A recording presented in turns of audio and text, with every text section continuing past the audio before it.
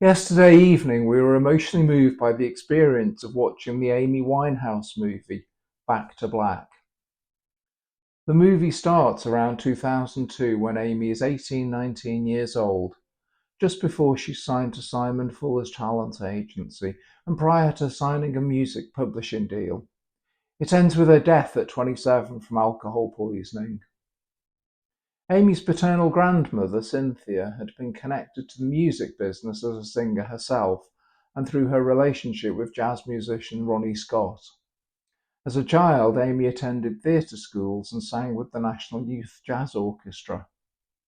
Some people might see that Amy has advantages in her music career that others don't have access to.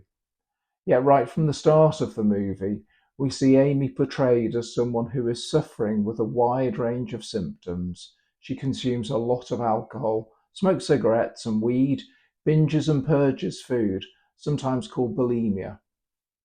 Later, she adds a wider repertoire of drugs into her attempts to cope with life. In the movie, we see her describe herself as needing music to cope with life. Later, when she composes her award-winning song, Amy writes that at rehab, "There's nothing you can teach me."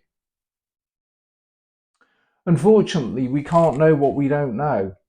The many symptoms we see Amy experience, the drink, the drugs, the bulimia, the self-harm, could all be seen as attempts to manage her feelings in ways that makes things worse for her rather than better. It's certainly possible to learn to manage feelings in ways that make life better for us, rather than adding to our problems. My recollections, the only time in the movie we see Amy have a close emotional connection is when she attempts to talk about her feelings with her nan Cynthia, who tragically dies of lung cancer when Amy is 22. The death of her nan and Cynthia's absence in Amy's life appears to make things much worse for Amy, and we can feel a huge amount of compassion for her as her symptoms worsen. It's hugely sad to see anyone suffer so much, especially when you know it's not necessary to suffer.